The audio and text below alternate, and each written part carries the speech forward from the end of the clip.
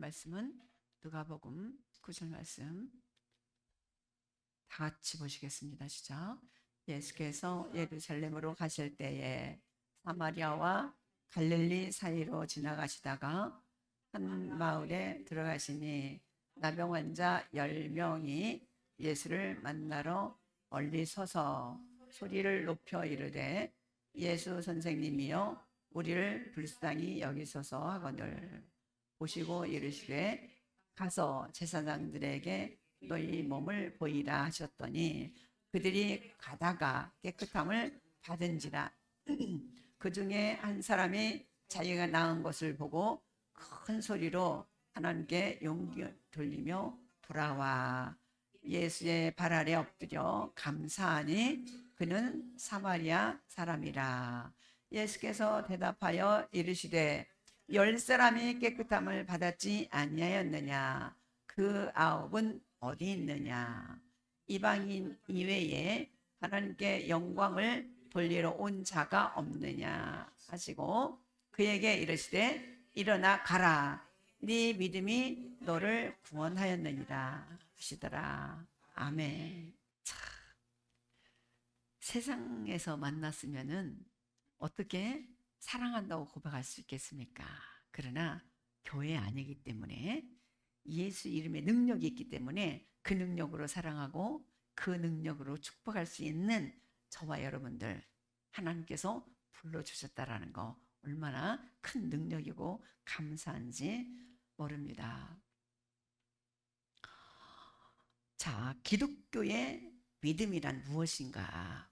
우리가 도대체 무엇을 믿고 사는 것인가? 그리고 또 그 믿음의 종류를 우리가 구분해서 살펴보면은 어떤 신학적인 깊이와 실제적 삶의 차원을 우리가 이해하는 데 큰 도움이 됩니다. 기독교의 믿음은 무엇인가? 기독교의 믿음은 단순히 종교적 확신이나 도덕적인 긍정이 아닙니다. 하나님이 누구신지 그리고 그분이 행하신 구속의 사건, 그것이 진리임을 신뢰하는 것, 그것입니다. 즉 믿음의 대상은 하나님 자신과 그분의 말씀입니다. 그러면 우리가 하나님 자신을 볼 수가 없잖아요. 뭘로 봅니까? 하나님의 말씀으로 봅니다. 하나님의 말씀 속에서 다 기록되어 있습니다. 자, 믿음의 중심의 대상은 첫 번째로 예수 그리스도입니다. 우리가 하나님을 믿는데 먼저 하나님이란 존재는 창세기 1장 1절부터 우리가 믿기 시작합니다. 하나님의 천지를 창조하셨다라는 그 명령 속에서, 그 한마디 속에서, 그 선언 속에서 우리들은 믿음이 시작됩니다. 기독교의 신앙의 본질은 예수 그리스도를 믿는 것입니다. 이 예수 그리스도를 믿는다, 이는 이 한 문장으로 이렇게 딱 요약할 수가 있겠습니다. 예수 그리스도는 하나님께서 인류를 구원하시기 위하여 보내신 구속의 중심 인물이라는 것을 잊지 마시기 바랍니다.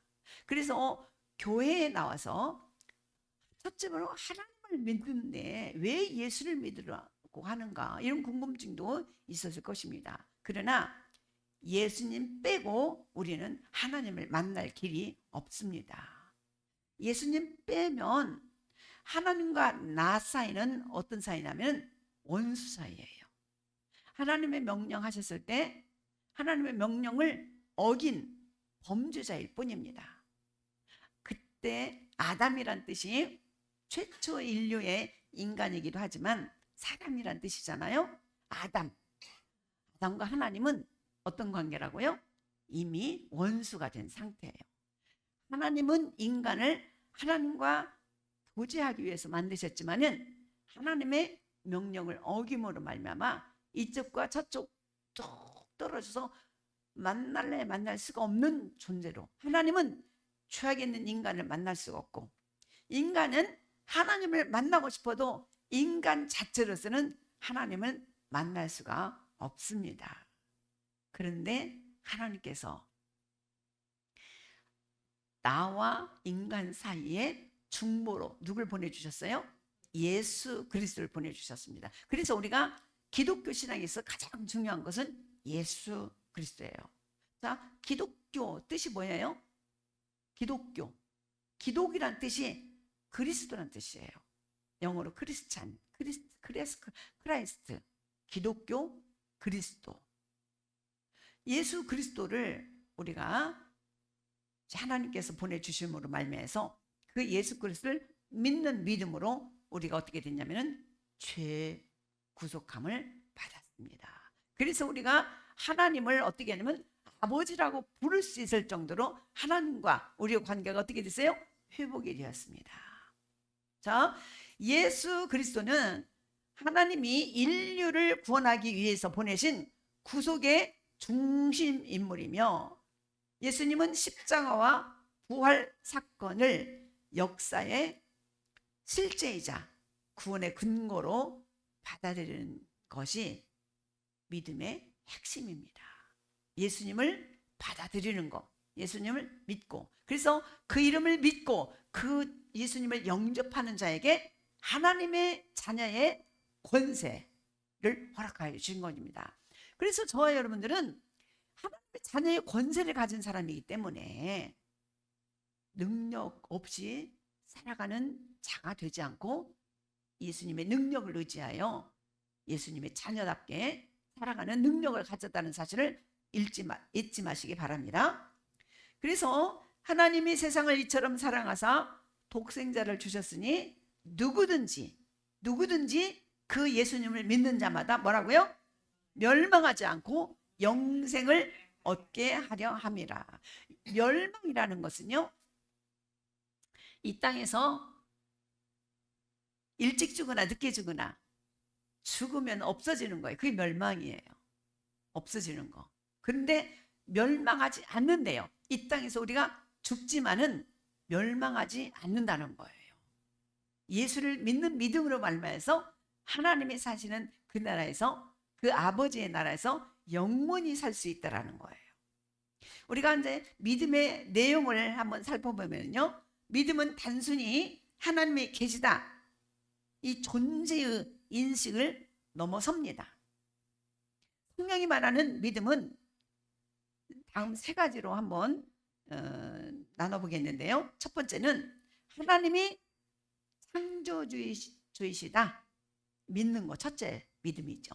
하나님이 창조주시다. 하나님이 이 땅을 창조하셨다. 천지, 땅을 창조하셨다. 세상과 생명은 우연이 아닙니다. 하나님의 창조로부터 비롯된 것입니다. 예수 그리스도의 십자가 부활을 믿는다.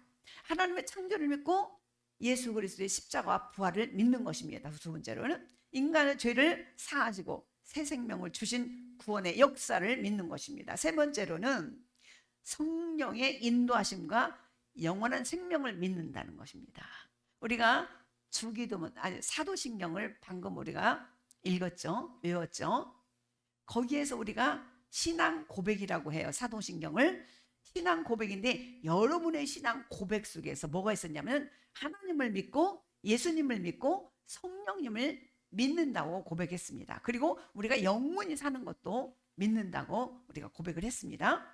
자, 그래서 기독교의 믿음은 하나님에 대한 신뢰와 순종, 그러면서도 믿음은 단순한 지식이 아니라 관계적 신뢰이다 라는 것을 여러분들이 확실히 믿으시기 바랍니다. 기독교의 믿음은 하나님에 대한 신뢰와 순종이며, 또 하나님의 약속이 반드시 이루어진다는 확신. 그러니까 이 성경에 있는 성경 말씀이 반드시 이루어진다라는 확신을 가지고 살아가는 저와 여러분이 되어야 될 것 같습니다. 자, 그러면 믿음의 종류를 한번 보겠습니다. 이 성경과 신학의 전통은 믿음을 여러 층으로 구분하여서 설명합니다. 대표적으로 세 가지로 한번 나눌 수 있겠는데요. 첫 번째는 지적인 동의의 믿음입니다. 하나님이 천지를 창조하셨다 그러니까 그래, 그냥 지적으로 믿어. 예수님은 그냥 내 지식적으로 믿어. 내용은 아는 믿음이죠.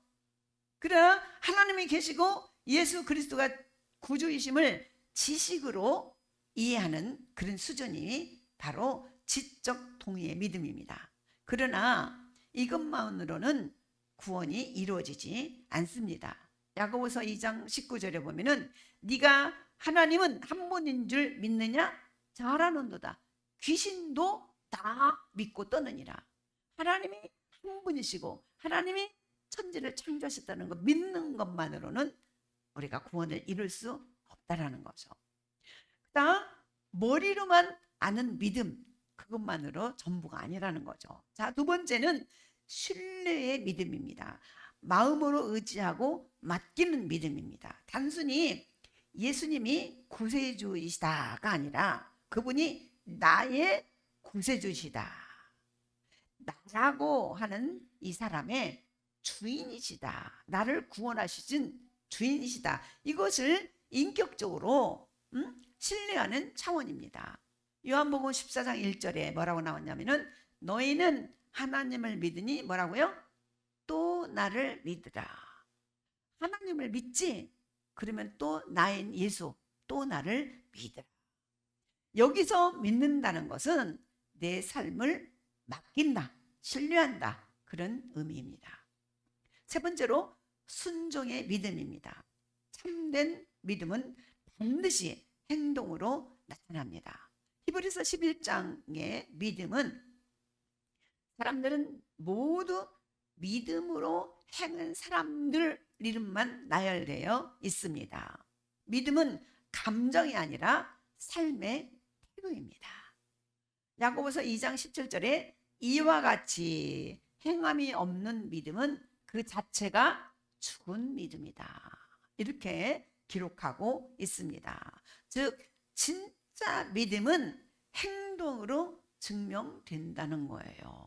자, 여러분들은 여기까지 나왔기 때문에 행동으로 여러분의 믿음을 증명한 것입니다. 자, 나 믿어, 예수님 믿어, 믿는다면서도 집에 그대로 있고 예배자가 되지 않는 한 그 사람은 믿는지 안 믿는지, 하나님을 아는지 모르는지, 하나님을 두려워하는지, 하나님을 신뢰하는지 우리가 알 수 없습니다. 자, 그래서 이 믿음은 이 고정된 것이 아니라 시간 속에서 자라납니다. 어린아이가 응아하고 태어나면은 그대로 있으면 안 되죠. 자라나야죠. 유년기, 청소년기, 청년기, 노년기, 장년기, 노년기, 이렇게 자라나죠. 우리 신앙도 그렇습니다. 첫 번째는 어린 믿음인데요, 하나님이 계시다, 이런 지적 동의, 아직 감정적으로 이 환경에서는 흔들립니다. 내 사정이 있으면 교회 안 가고, 사정이 없으면 가고, 이런 어린아이 믿음.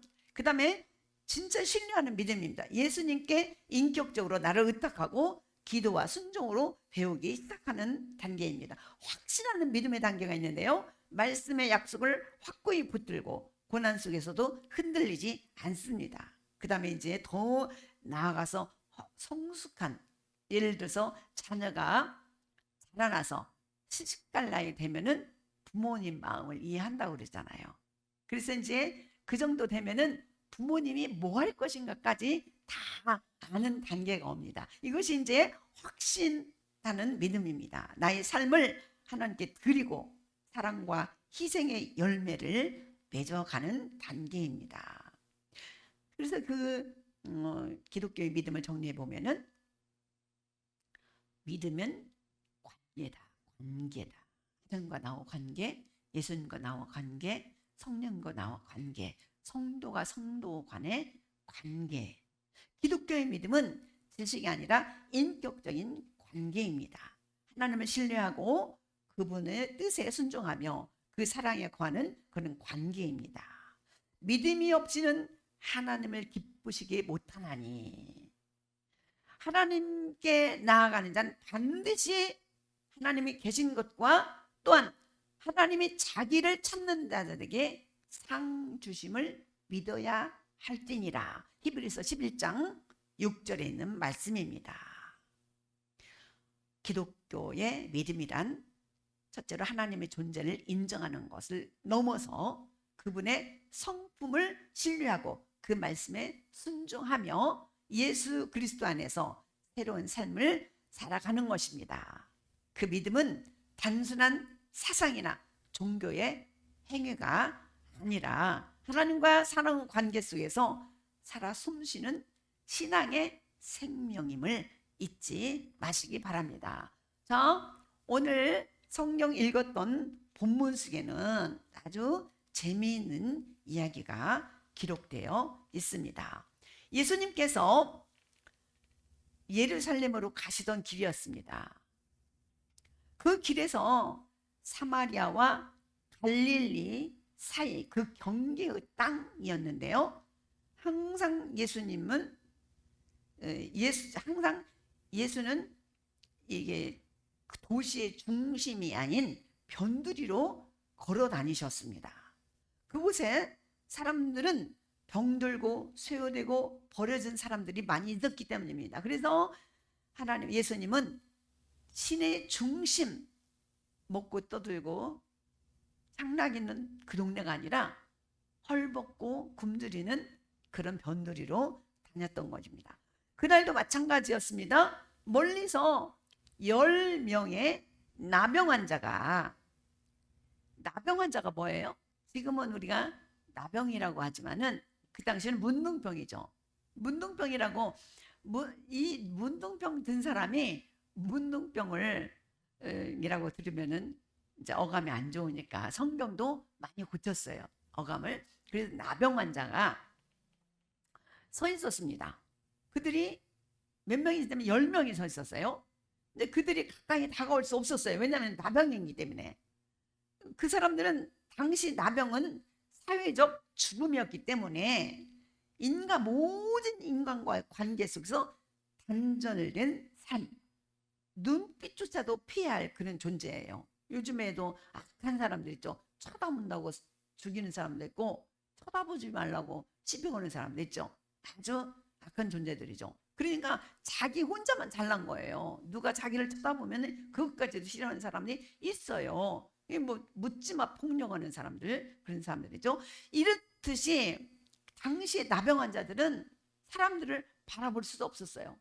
이전에 여러분들 우리 참 눈병이 많았죠. 그리고 유행성 눈병도 많았죠. 뭐 아폴로니 눈병이니 지나갔죠. 그때는 눈병 걸린 사람들이 자기를 쳐다보면은 뭐라고 그랬어요? 눈병 오른다고 쳐다보지 말라고 그랬죠. 보기만 해도 옮나요? 안 옮기죠. 그런 것처럼 나병 환자들은 자기가 나병 걸렸기 때문에 상대방을 쳐다보지도 못했어요. 응? 그 나병 환자 그들의 인생은 버려진 시간들이었어요. 그들은 멀리서 소리칩니다. 소문으로 들었거든요. 예수님이 죽은 자도 살리시고 예수님이 모든 병을 고치신다라는 것을 소문으로 들었거든요. 근데 어느 날 자기 동네로 예수님이 오시는 거예요. 소리쳤어요. 예수 선생님, 우리를 불쌍히 여기소서 소리쳤습니다. 이 외침은 단순한 요청이 아니라 어떤 믿음의 절규였어요.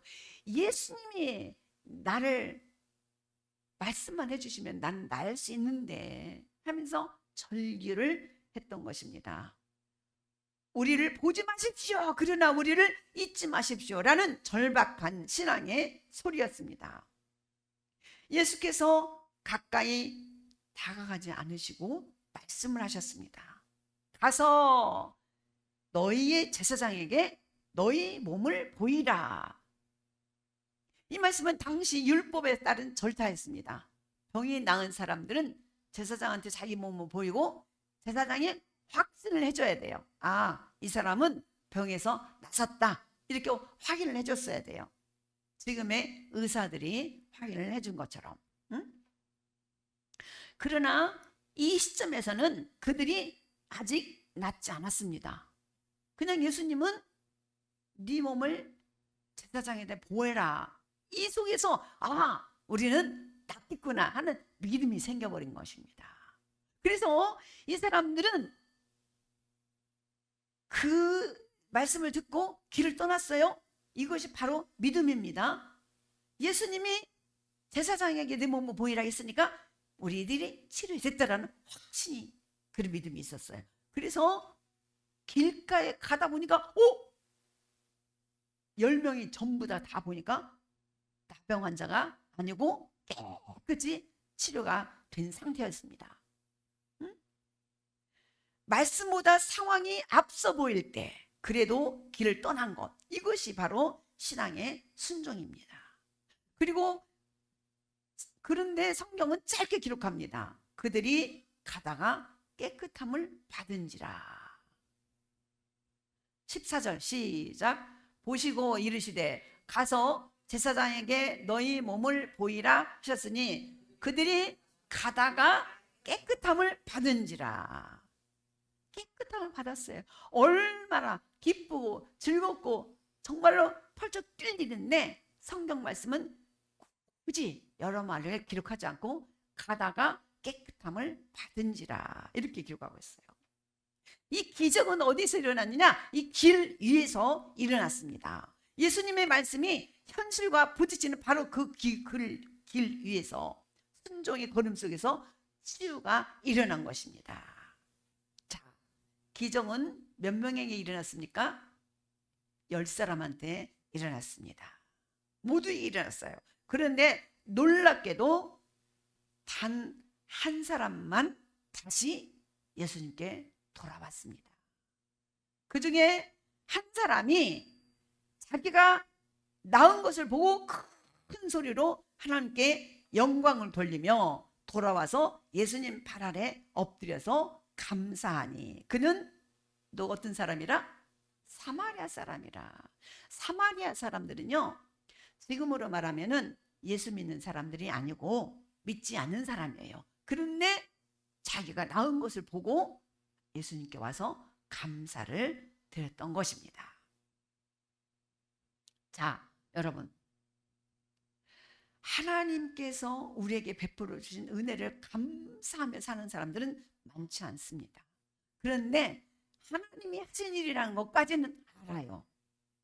그런데 돌아와서 감사를 드린 사람은 한 사람이었습니다. 예수님께서 말합니다. 야, 너희 치료받은 사람은 10사람 아니었냐? 그 9은 어디에 갔느냐? 17절 시작. 이르시되 10사람이 다 깨끗함을 받지 않았느냐? 그 9은 어디 갔느냐? 그 9은 어디 갔느냐? 응? 감사를 모르는 사람, 감사를 모르는 사람, 한 사람만 은혜의 원천으로 돌아왔습니다. 그에게 단순한 치유 이상의 변화가 일어났던 것입니다. 그는 감사를 통해서 하나님과의 관계를 회복하게 된 것입니다. 예수님은 그를 향해서 말씀하셨습니다. 일어나라. 그러니까 와서 예수님 감사합니다 했겠죠. 그러니까 뭐라고요? 19절 시작. 그에게 이르시되 일어나 가라. 네 믿음이 너를 구원하였느니라. 자, 치유는 몸을 고쳤지만 구원은 영혼을 일으킵니다. 감사는 단순한 예의가 아닙니다. 믿음의 완성입니다. 구원의 문을 여는 열쇠라는 것입니다. 9사람은 병이 나았지만 여전히 은혜를 잊어버리는 병에 걸려 있는 것입니다. 그들의 문제는 불신이 아니라 무관심과 망각이었습니다. 하나님께서는 우리가 불평할 때보다 잊을 때를 더 아파하십니다. 우리는 교회 안에서 모였을 때 서로가 사람에 따라서 다 개성이 다르기 때문에 불평하고 불만이 있는 그런 삶을 살아갈 수가 있습니다. 그런데 그래도 모여서 하나님의 은혜를 잊지 않고 행하는 모든 그 위에 하나님의 은혜 위에 은혜가 더 임할 줄 믿습니다. 그러나 그것도 아니고 잊어버리고 나 혼자 다투고 시기 다투고 홀가분하다 집에서 가만히 있는 사람들은 망각이라는 은혜의 망각을, 은혜를 잊어버린 망각이라는 병에 걸린 사람들입니다. 그러나 돌아온 사람은, 사마리아 사람은 달랐습니다. 그는 하나님을 다시 보았어요. 감사는 하나님을 다시 보는 눈이 열리게 되어 있습니다. 그래서 감사는 믿음의 시작이 아니라 믿음의 완성이에요. 오늘 제목이 무엇입니까? 오늘 제목은 무엇일까요? 감사는 믿음의 완성입니다. 내가 믿음에 실은 사람이다, 이렇게 믿는 사람들은요, 자기 믿음에 감사를 할 줄 아는 사람이라는 것입니다. 이 시편 103편 우리가 교동문 읽었을 때 보면은요, 감사는 기억의 예배라는 것을 우리가 알 수 있어요. 뭐라고 나오냐면 내 영혼아 여호와를 송축하라, 그 모든 은택을 잊지 말지어다. 감사는 기억에서 시작됩니다. 하나님, 내가 이 자리에 있기까지 하나님의 은혜가 있었습니다라고 고백하는 그 순간 우리의 예배가 살아납니다. 그래서 우리가 하나님께서 우리에게 절기를 주셔갖고 절기 때마다 우리가 그 절기에 감사하는 삶을 살아가고 있습니다. 부활 절기도요, 예수님이 물론 십자가에 못 박혀서 살아나셨지만은 누구 때문에 살아나셨느냐, 누구 때문에 부활하셨느냐, 누구를 보여주기 위해서 부활하셨느냐, 누구예요? 나 때문에. 예수님이 부활하신 것처럼 나도 부활하실 것을 믿는 거예요. 그래서 부활절기에 우리가 감사를 하는 거죠. 예수님 한 분 부활해갖고 살아나셨었는데 그런 신적인 어떤 그 무엇에서 우리가 부활절 감사를 드리는 것이 아니라 예수님 당신 때문에 내가 살아났습니다 하고 감사의 절기를 드리는 것입니다. 우리가 다음 주에 추수 감사 절기를 지낼 것입니다. 이전에는 해와 비와 바람이 없으면 농사를 지을 수가 없었어요. 그 농경 시대 때는요, 정말로 태양이 반드시 필요했고 비가 반드시 필요했습니다. 이 바람이 불어서 이 곡식과 곡식 사이에서 이 서로 그거 뭐라 그러죠? 은행나무도 서로 마주봐야 열린대잖아요. 그거 뭐예요? 그 벌이 다니면서 일하잖아요. 바람이 불어서 공기가 수정 이렇게 힘으로써 열매가 열리는 것처럼, 그래서 추수한 다음에 하나님이 햇빛을 주셨지, 하나님이 공기를 주셨지, 하나님이 비를 내려주셨지. 하나님이 햇빛을 주시고 공기를 주시고 비를 내려주시는 것은 선한 사람이나 악한 사람이나 다 똑같이 내려주셨지. 그래서 그걸 깨닫는 사람은 감사에 참여하게 되는 것입니다. 하나님, 내가 이 자리에 있기까지 농사는 아니지만은 내 삶을 통해서 하나님이 인도해 주셨기 때문에 오늘의 제가 있습니다. 감사하는 그런 감사 주일이 다음 주일입니다. 감사는 단순히 좋은 일이 있었기 때문에 감사하는 것이 아닙니다. 감사는 하나님이 여전히 나의 하나님이기 때문에 감사하는 것입니다. 환경이 아니라 하나님과 나와 관계 때문에, 그 관계로 하나님께 감사를 드리는 것입니다. 사도 바울이 감옥에서 이렇게 말했어요. 범사에 감사하라. 이는 그리스도 예수 안에서 너희를 향하신 하나님의 뭐라고요? 뜻이니라. 이 감사하기 전에 두 가지를 먼저 하라고 그랬죠? 뭐라고요? 항상 기뻐하라, 쉬지 말고 기도하라. 누구를요? 누구를 기뻐하라? 하나님을, 항상 하나님을 기뻐하라. 여러분들만 기뻐하라는 뜻이 아니에요. 하나님이 이 땅에 우리 인간을 만드시고 예수님을 통해서 구원까지 허락해 주신 그 하나님을 기뻐하라는 거예요. 그냥 기뻐하라는 것이 아니라 하나님이 우리에게 주신 말씀에 대해서 기뻐하라는 거예요. 그 다음에 뭐라고요? 쉬지 말고 기도하라. 누구한테 기도하라고요? 네, 기도는 다른 데 기도하는 것이 아니라 하나님을 향해서 기도하라는 거예요. 그 다음에 세 번째로 뭐라고요? 항상 범사에 감사하라. 누구에게 감사하라? 하나님께 감사하라는 거예요. 이 세 가지가 뭐라고 하냐면 하나님이 저와 여러분들 향한 하나님의 뜻이라는 거예요. 하나님의 뜻이, 나를 향한 뜻이, 하나님을 향해서 기뻐하고 하나님을 향해서 기도하고 하나님을 향해서 감사라는 거구나. 이 세 가지가 사라지면은 그 뒤에 읽어보면은 성령이 내 안에 들어서 성령이 소멸된대, 없어진다라는 거예요. 그래서 그런 역으로 생각해보면 항상 하나님을 기뻐하고 항상 하나님께 기도하고 하나님께 감사하면은 내 안에서 성령이 없어지지 않고 항상 나와 함께 해주시고 나를 통해서 하나님 나라와 그 일을 위해서 일하신다. 이렇게 생각하시면 틀림이 없습니다. 감사는 조건이 아니라 하나님의 뜻입니다. 감사하지 못하는 영혼은 결국 방향을 잃어버립니다. 감사는 신앙의 나침반이며 믿음의 완성입니다. 나한테 교회로 인해서 나에게 어려움이 생겼어요. 교회로 인해서 나의 어려움이 생겼어. 그 사람들 때문에 내가 어려운 일이 생겼어. 그럼에도 불구하고 내가 하나님 앞에 감사한 것은 하나님과 나와의 관계에 있기 때문에 아무리 어려운 일이 있었고 아무리 불평이 있었고 성령만 내 안에 계시면은 진짜 여러분이 갖고 있는 아무리 큰 빚도 몇십억의 빚도 어떻게 보이냐면은 주먹만하게 보여요. 주먹만하게. 성령이 내 안에 계셔서 나한테 역사하시면은 하나님이 크신 우주의 우리 하나님이신데 이 우주 만물이 하나님 것인데 이 우주 만물 우리가 보이지 않는 곳에 하나님이 금과 은을 다 감춰 놓았는데 우리가 하나님을 사랑하고 하나님을 의지하고 하나님을 기뻐하면은 하나님이 너의 소원을 이루어 주시리라 그랬어요.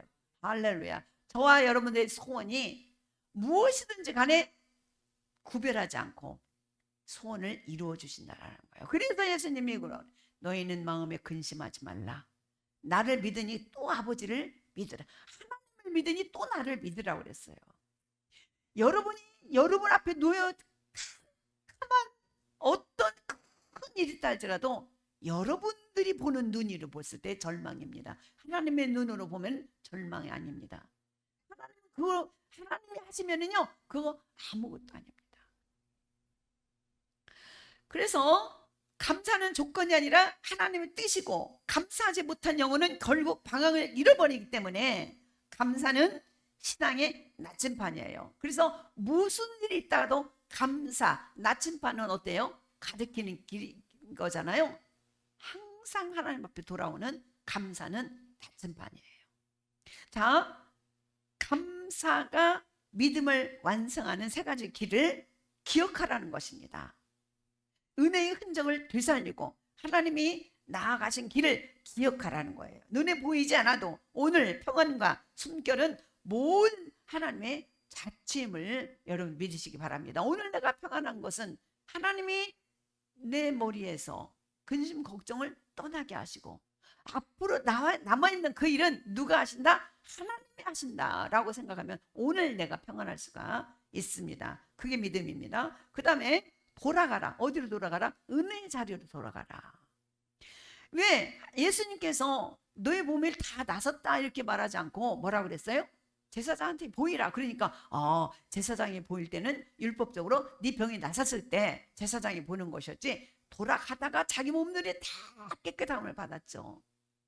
그런데 한 사람만 와서 예수님 은혜의 자리로 돌아왔습니다.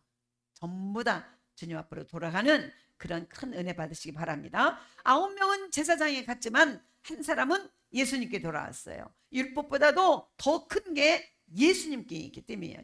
예수님께 돌아가는 길, 그것이 감사의 길이라는 것입니다. 그 다음에 엎드리라. 엎드리라는 것은 감사의 방법입니다. 감사의 예배로 살아가라는 뜻입니다. 감사는 말이 아니라 자세입니다. 왜냐하면 요한계시록에도 1장 3절에 보면은 복 있는 사람들을 얘기하는데 이 예언의 말씀을 읽는 자, 듣는 자, 지키는 자가 복이 있다. 그렇게 말씀하시거든요. 근데 요한계시록 끝장에 가면 21장에 가서 보면 읽는 자, 듣는 자는 이미 완성이 되어버렸으니까 마지막 지키는 자 한 가지만 나와 있습니다. 사랑하는 성도 여러분, 예수님이 다시 오실 때는요, 모든 사람이 다 성경도 알고 예수님도 알고 하나님도 알고 다 알게 될 것입니다. 응? 마지막 때. 그런데 그때 지키는 자를 찾을 것입니다. 그 지키는 자가 복이 있다 할 것입니다. 그 지키는 것이 무엇인지 여러분들 우리는 말씀을 통해서 잘 압니다. 첫 번째는 예배의 자리를 지키는 것이 첫 번째 큰 복인 줄 믿습니다. 자, 말씀을 마무리하겠습니다. 감사의 은혜를 잃어버리는 시대라고들 합니다. 그 시대에 머물러 있지 않기를 간절히 예수님 이름으로 부탁드립니다. 오늘 우리의 풍요 속에 불평, 또한 편리함 속에서 불안, 이 관계 속에서 멀어지는 거리감, 이것을 경험하면서 우리는 살아갑니다. 세상은 점점 감사하지 않아도 되는 세상으로 흘러가고 있습니다. 인간과 관계 속에서도 단절되는 그런 세상을 살고 있어요. 상관이 없어요. 저 사람과 나와 멀어져도 상관이 없는 시대가 됩니다. 지난번에 잠깐 산책을 하는데요, 이 정자 같은 데에 한 6사람이 앉아 있었어요. 6사람이 다 얘기가 없어요. 관계가 어떤 관계인지 소용이 없어요. 전부 다 뭐예요? 관계가 스마트폰과 관계가 있어요. 이제는요, 정말 하나님께서 성경에는 이 땅을 불로 멸망하셨다고, 마지막에는 불로 멸망하시겠다고 말씀하셨는데, 정말로 우리가 보면은 이 속에서는 뭐가 꿈틀거려요? 용암이 꿈틀거려 있어요. 일본에서도 이 화산이 분출하고 있고, 백두산, 한라산, 또 기타 많은 나라에서 다 산이 있죠. 다 한번 폭발했던 것입니다. 그런데 과학자들이 그러십니다. 100년 안에는 반드시 다시 이 화산이 폭발한다. 백두산을 향해서 그랬죠. 그렇습니다. 앞으로 어떻게 멸망하게 될지 우리는 잘 모릅니다. 그런데 앞으로 핸드폰과 관계만으로 살아가면요, 인터넷이 끊기면 우리는 멍한 상태로 어떻게 돌아갈지 모릅니다. 여러분, 사랑하는 성도 여러분, 오늘 기점으로 해서 여러분들과 하나님과 관계를 돈독히 하는 그런 삶을 살아가시기 바랍니다. 감사하지 않아도 되는 세상에 머물러 살지 마시기 바랍니다. 우리는 신앙에는 다르죠. 우리는 감사하지 않을 수가 없는 사람들입니다. 왜냐하면 우리는 이미 은혜로 구원을 받은 사람들이기 때문입니다. 그 은혜에 감사하지 않을 수가 없죠. 추수감사절을 앞둔 이 주일, 우리도 그 사마리아 사람처럼 돌아가야 합니다. 이 사람들을 한 사람쯤 꼭 데리고 오셔서 감사의 자리로 돌려주는 역할을 감당하는 저와 여러분이 됐으면 좋겠습니다. 주위에 꼭 한 사람들을 기억하여서 그 사람들을 감사의 자리로 돌려놓으시기 바랍니다. 기적의 결과가 아니라 은혜의 근원으로, 또 감사의 자리가 곧 믿음의 자리, 구원의 자리임을 잊지 마시기 바랍니다. 오늘 말씀에 일어나 걸어가라, 네가 네 믿음이 너를 구원하였느니라. 할렐루야. 저와 여러분들의 믿음이 우리를 구원한다는 사실을 잊지 마시기 바랍니다. 감사는 믿음의 마지막 장이자 신앙의 완성입니다.